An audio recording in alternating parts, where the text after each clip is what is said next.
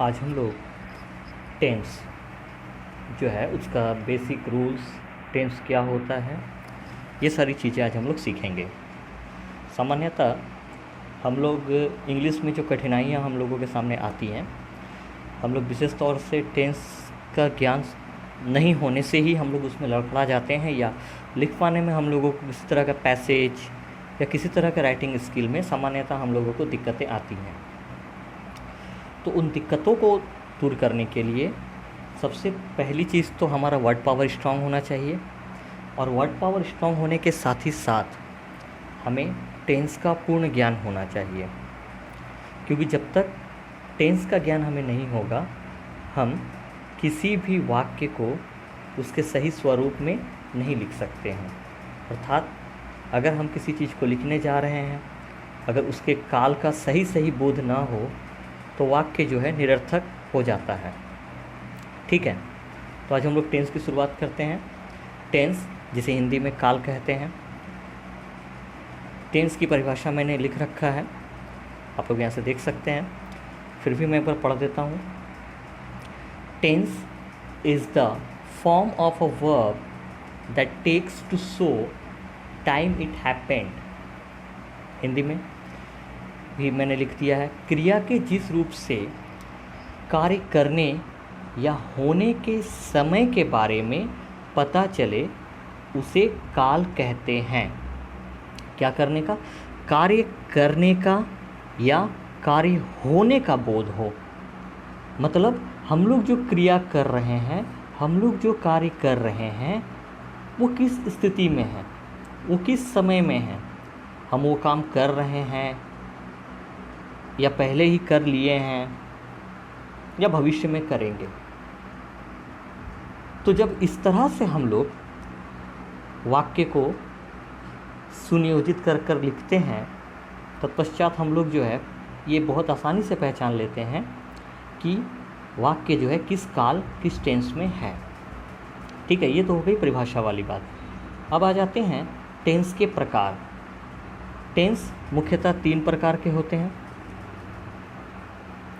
Past tense, जिसको हम लोग भूतकाल कहते हैं, प्रेजेंट टेंस वर्तमान काल, फ्यूचर टेंस भविष्य काल। ठीक है, ये सबको ईज़िली पता है तो दिक्कत नहीं होना चाहिए। फिर भी एक एग्जाम्पल के तौर पर यहाँ हम रखते हैं, जिस प्रकार अभी हम लोग वर्तमान में 2020 में हैं, यानी कि हम वर्तमान 2020 में हैं। तो 2019 मेरा क्या हो गया? 2019 हो गया मेरा भूतकाल, क्योंकि वो बीत चुका है, और जो आने वाला है भविष्यकाल, यानी कि जो आएगा, यानी कि 2021, ये मेरा हो गया भविष्यकाल। तो इस तरह से हम लोगों के काल 3 भागों में विभाजित है। अब जो प्रत्येक काल हैं उन सब का 4 भाग होता है, प्रत्येक का 4 भाग होता है, इसलिए मैंने चारों के लिए एक ओवरऑल क्लास डिवीज़न यहाँ कर दिया है, जिसको देख करके समझने में बहुत आसानी होगी हम लोगों को। और वो 12 नाम जो है हम लोग एक चार्ट के हिसाब से जो रटते हैं, वो रटने की आवश्यकता नहीं है। हम लोग को बस ये 4 नाम याद रखना है, और इन 4 नामों को याद रखने के बाद हम लोग इसको ईज़िली जो है, ठीक है, इसको ईज़िली कर सकते हैं। ठीक है, 4 में से 3 नाम भी अगर याद रहता है, इंडेफिनिट, कंटिन्यूअस, परफेक्ट, और फिर इसको 2 को रिवर्स कर देते हैं, परफेक्ट कंटिन्यूअस। ठीक है, तो ये हम लोग याद रख सकते हैं, ऐसा कोई विशेष दिक्कत हम लोगों को नहीं आएगा। खैर, आगे बढ़ते हैं। अब आते हैं कि कौन कौन से टेंस है। तो अगर हम इसको जब विस्तार में पढ़ेंगे तो ईज़िली यहाँ से पढ़ सकते हैं। Past indefinite tense, past continuous tense, past perfect tense, past perfect continuous tense. इसी तरह से प्रेजेंट का भी हो जाएगा, इसी तरह से फ्यूचर का भी हो जाएगा। ठीक है, यहाँ तक जो है हम लोग इसको इस तरह से करके क्लासिफिकेशन करके पढ़ सकते हैं, याद कर सकते हैं, ताकि इनके जो नाम हैं वो हमें याद रहे। इंडेफिनिट में बेसिकली क्या होता है? इंडेफिनिट टेंस में सामान्यतः विशेष तौर से प्रेजेंट टेंस में, ठीक है, प्रेजेंट इंडेफिनिट टेंस में जो वाक्य है वो हमारे हैबिट या रेगुलर बेस पर होता है। जैसे हम लोग विद्यालय जाते हैं, हम लोग आम खाते हैं, इस तरह से, ठीक है। तो इस तरह के काफ़ी कुछ पहचान है सभी का। तो उन पहचान को मैंने लिख दिया है। हम अब उस पहचान को देखते हैं और उस पहचान के द्वारा हम किस प्रकार से टेंस जो है बनाएंगे, किस प्रकार से किसी वाक्य को ट्रांसलेट करेंगे, उसको हम लोग देखते हैं। ठीक है, ठीक है। तो अब हम लोग जो है आगे बढ़ते हैं तो देखते हैं कि टेंस का तीनों प्रकार, प्रेजेंट, पास्ट, फ्यूचर, ये हम लोगों को यहाँ मिल गया। और फिर इनका 4 भाग जो है ये इधर मिल गया।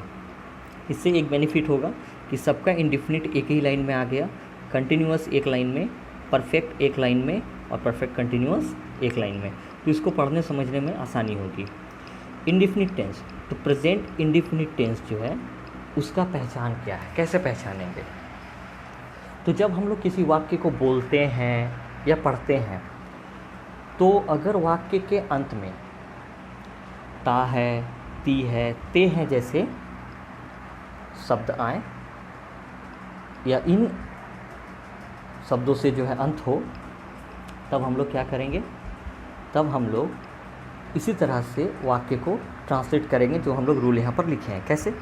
सबसे पहले हम लोग क्या करेंगे? सबसे पहले हम लोग सब्जेक्ट का यूज़ करेंगे, ठीक है, फिर वर्ब एंड देन अगर ज़रूरत पड़ता है अकॉर्डिंग टू सब्जेक्ट तो उस वर्ब में हम लोग एस या ई एस का प्रयोग करेंगे। और अगर नहीं आवश्यकता पड़ती है या कोई आवश्यकता नहीं है तो हम लोग वहाँ पर एस ई एस नहीं देंगे, ठीक है। और अगर उसके बाद वाक्य में ऑब्जेक्ट है तो ऑब्जेक्ट लिखेंगे और नहीं है तो ऑब्जेक्ट नहीं लिखेंगे। अब यहाँ पर प्रश्न उठता है कि वर्ब में एस या ई एस हम लोग कब यूज़ करेंगे, ठीक है। तो हम लोग जानते हैं कि पर्सन 3 प्रकार के होते हैं, first person, second person and third person. सबका 2-2 भाग है, सिंगुलर एंड प्लूरल नंबर। तो जो वर्ब के साथ एस ई एस है वो तभी लगता है जब subject third person singular number हो। जब subject third person singular number हो तो हम लोग वर्ब के साथ एस या ई एस का प्रयोग करते हैं, ठीक है। अब आते हैं पास्ट टेंस में, पास्ट इंडिफिनिट। इसके वाक्य के अंत में क्या होगा? आई ई ए। जैसे मैंने गाना गाया, आया। राधा एक पत्र लिखी, ई आया, ठीक है। वे लोग बाजार गए, ए आया। तो जब इस तरह से जो है वाक्य का अंत हो तो हम लोग क्या करेंगे? हम लोग सब्जेक्ट लिखेंगे। सब्जेक्ट लिखने के बाद वर्ब का सेकेंड फॉर्म, वर्ब का पास्ट फॉर्म जो होता है, सेकेंड फॉर्म जिसको हम लोग V2 भी कहते हैं, वो यूज़ करेंगे। और उसके बाद अगर वाक्य में ऑब्जेक्ट है तो वो लिखेंगे और नहीं है तो नहीं लिखेंगे, ठीक है। जैसे एग्जांपल हम दे रहे हैं, सबके साथ एक करके दे देते हैं। फ्यूचर टेंस में, फ्यूचर में है जैसे वाक्य के अंत में गा, गे, गी। तो यहाँ पर क्या है कि हम लोग जो है गा, गे, गी देखेंगे कि वाक्य के अंत में आ रहा है या नहीं आ रहा। जैसे वह खेलेगा, हम लोग दौड़ेंगे, ठीक है, बच्चे पढ़ेंगे। तो इस तरह से वाक्य का अंत होगा। तब हम लोग क्या करेंगे? सब्जेक्ट के साथ शैल या विल का यूज़ करेंगे। उसके बाद हम लोग वर्ब का फर्स्ट फॉर्म, वर्ब में कोई चेंजेस नहीं होगा, वर्ब का जो मूल रूप है, जो बेस फॉर्म है, वही हम लोग यूज़ करेंगे। और उसके बाद अगर वाक्य में ऑब्जेक्ट है तो ऑब्जेक्ट का प्रयोग करेंगे, नहीं है तो ऑब्जेक्ट का प्रयोग नहीं करेंगे, ठीक है। तो ये है हम लोगों का इंडिफिनिट तीनों का। अब तीनों का कंटिन्यूअस देखते हैं। तो कंटिन्यूअस टेंस में जो है सभी वाक्य में, ठीक है, सभी वाक्य में, सभी टेंस में, कंटिन्यूअस में बी वर्ब का प्रयोग होता है। बी वर्ब, बी वर्ब क्या है? तो बी वर्ब से ही आया है इज एम आर। उसका V2 होता है वॉस वर्ब और उसका V3 होता है बीन। तो हम लोग यहाँ देखते हैं तो क्या देख रहे हैं कि सब्जेक्ट के बाद बी वर्ब आया है इज एम आर, जिसको हम लोग हेल्पिंग वर्ब के रूप में भी यहाँ यूज़ कर रहे हैं। तो इज एम आर, तो सब्जेक्ट हम लोग यूज़ करके इज एम आर का प्रयोग करेंगे, दूसरे में वॉस वर्ब का प्रयोग करेंगे, यहाँ पर बी का प्रयोग हो रहा था, तो इसमें बी वर्ब का यूज़ होता है। कब करेंगे? जब वाक्य का अंत रहा है, रही है, रहे हैं से होगा। जैसे वह खेल रहा है, हम लोग दौड़ रहे हैं, ठीक है, लड़कियाँ पढ़ रही हैं, इस तरह के वाक्य अगर हैं तो हम लोग इस रूल को यूज़ करेंगे। क्या यूज़ करेंगे? सबसे पहले सब्जेक्ट, अकॉर्डिंग टू सब्जेक्ट जो हेल्पिंग वर्ब वहाँ लगेगा इज़, एम, आर में से कोई एक हम लोग वहाँ रखेंगे। फिर वर्ब का यूज़ करेंगे, जो मेन वर्ब है, जो बेस फॉर्म है, और उसमें आईएनजी का प्रयोग करेंगे। जितने भी कंटिन्यूअस टेंस है उसमें आईएनजी का प्रयोग मस्ट होना ही होना है। जो भी वर्ब है उसमें आईएनजी का प्रयोग हम लोग करेंगे ही करेंगे, ठीक है। उसके बाद ऑब्जेक्ट का यूज़ कर देंगे। पास्ट टेंस में भी उसी तरह से है। इसमें जो पहचान है वो थोड़ा बदल जाता है। इसमें वाक्य के अंत में रहा था, रही थी, रहे थे, इस तरह से जो है अंत होता है। तो वहाँ पर क्या करना है, बस ये जहाँ इज़, एम, आर है उसके स्थान पर हमको वाज वर्ब का ऑप्शन चुनना है। बाकी वाक्य जैसे वो बना था वैसे ही ये भी बनेगा। जब बात फ्यूचर टेंस की करते हैं तो यहाँ पर वाक्य के अंत में होता है रहा होगा, रही होगी, रहे होंगे। जैसे वह खेल रहा होगा, बच्चे दौड़ रहे होंगे, ठीक है। तो इस तरह से जब वाक्य हो तो हम लोग इसमें क्या करेंगे, शैल और विल का प्रयोग कर उसके साथ बी का प्रयोग करेंगे और बाकी वाक्य जैसे बनता है उस तरह ही ये भी बनेगा। तो अंतर कहाँ है? अंतर सिर्फ और सिर्फ बी वर्ब के प्रयोग में है, बाकी कोई विशेष अंतर नहीं है।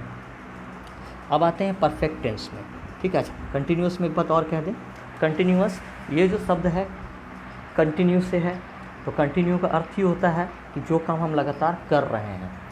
तो इससे पता चल जाता है कि जब मेरा कार्य जो है लगातार हो रहा है, ठीक है, हम जब बोल रहे हैं तो उस समय भी चल रहा है। पास्ट में बोलेंगे तो उसका थोड़ा टंग अलग होगा, पास्ट में शुरू होगा, ठीक है, मैं खेल रहा था, इस तरह से हो जाता है। परंतु जब वर्तमान में बोलेंगे तो खेल रहा हूँ, खैर जो भी है, तो ये कंटिन्यूअल जो है कंटिन्यू का बोध वहाँ पर होगा। तो जब कंटिन्यू का बोध होगा तो हम लोगों को वहाँ पर जो है कंटिन्यूअस टेंस का ही यूज़ करना है। अच्छा, अब आते हैं परफेक्ट टेंस में। परफेक्ट टेंस क्या? परफेक्ट का मतलब क्या होता है? जो पूर्ण रूप से कंप्लीट, ठीक है, तो जो काम हो चुका है। तो जब वाक्य के अंत में चुका है, चुकी है, चुके हैं या चुका का बोध होने मात्र से हम समझ जाएंगे कि ये जो है परफेक्ट टेंस में वाक्य है। परंतु हम लोग फिर प्रेजेंट टेंस, पास्ट टेंस और फ्यूचर टेंस में इसको क्लासिफाई करते हैं। तो जब वाक्य के अंत में चुका है, चुकी है, चुके हैं का बोध होगा तो हम लोग इसको प्रेजेंट परफेक्ट टेंस में रखेंगे और बनाने का रूल होगा सब्जेक्ट, और सब्जेक्ट के साथ हैज़ हैव का प्रयोग होगा। इसमें हैव वर्ब का यूज़ होता है, इसमें हैव वर्ब का यूज़ होता है, ठीक है, इसमें हैव वर्ब का यूज़ होता है। तो हैज़ और हैव का यूज़ करेंगे, देन वर्ब का third form past participle form जो होता है वो यूज़ करेंगे।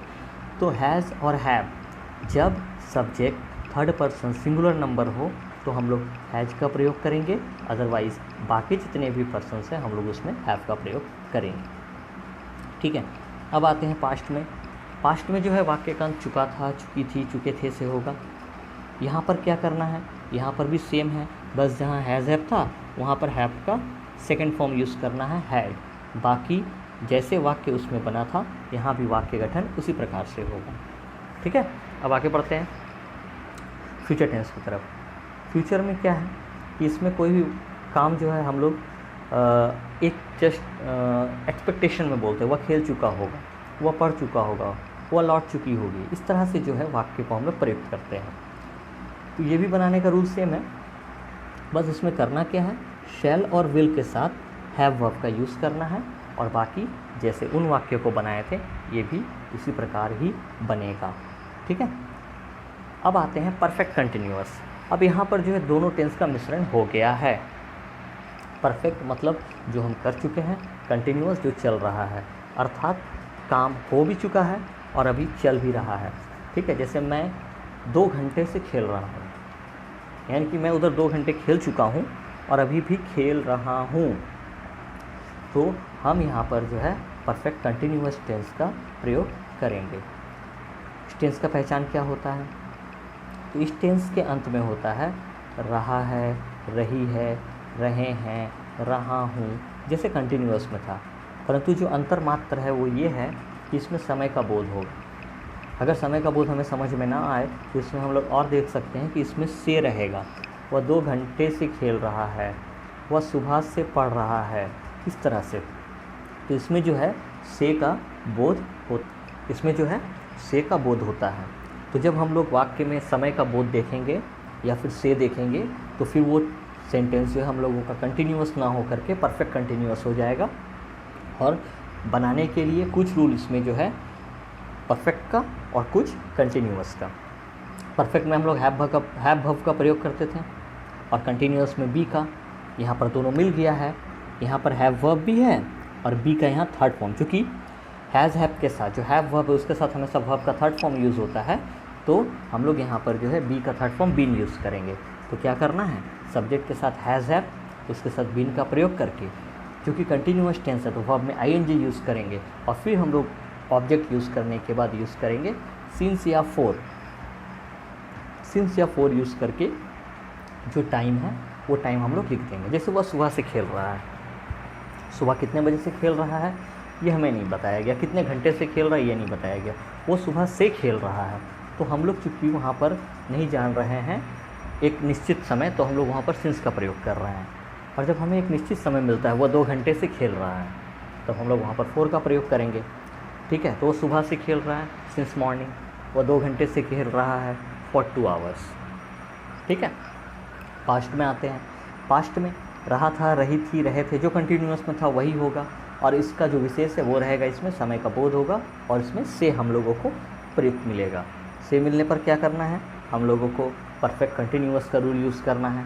यहाँ पर भी वही करना है, हैज़ वर्ब का सेकेंड फॉर्म हैड और हैड के साथ बीन का प्रयोग करना है, तो हैड बीन हो जाएगा। बाकी उसमें जो था प्रेजेंट के परफेक्ट कंटिन्यूअस में, पास्ट में भी वही होगा, सिर्फ हेल्पिंग वर्ब चेंज होगा। ठीक है, यहाँ पर भी वही है, शैल हैव बीन या विल हैव बीन का प्रयोग हो जाएगा और उसके बाद जैसे वाक्य इसके पहले वाले में चेंज किए उसमें भी इसी तरह चेंज होगा। तो हम लोगों का जो है जो बेसिक चीज़ हमें जो सीखना है वो ये है कि हम लोग का पहचान क्या है वाक्य का। इसके लिए हम लोगों को काफ़ी मात्रा में जो है वाक्यों को यूज़ करना है, मतलब उसको प्रैक्टिस करना है। वाक्य क्या करना है, हमें किसी किताब से ढूंढने की आवश्यकता नहीं है, हम उसको अपने डेली यूज़ में ही निकाल लेते हैं। जैसे अगर हमारे घर पर हमें कोई बुलाता है काम करने के लिए, तो हम वहाँ जब जवाब देते हैं कि नहीं अभी नहीं आएंगे, अभी हम खेल रहे हैं, तो मैं खेल रहा हूँ का वहाँ बोध हो रहा है, यानी कि हम लोगों का वो हो गया प्रेजेंट कंटिन्यूअस टेंस। ठीक है,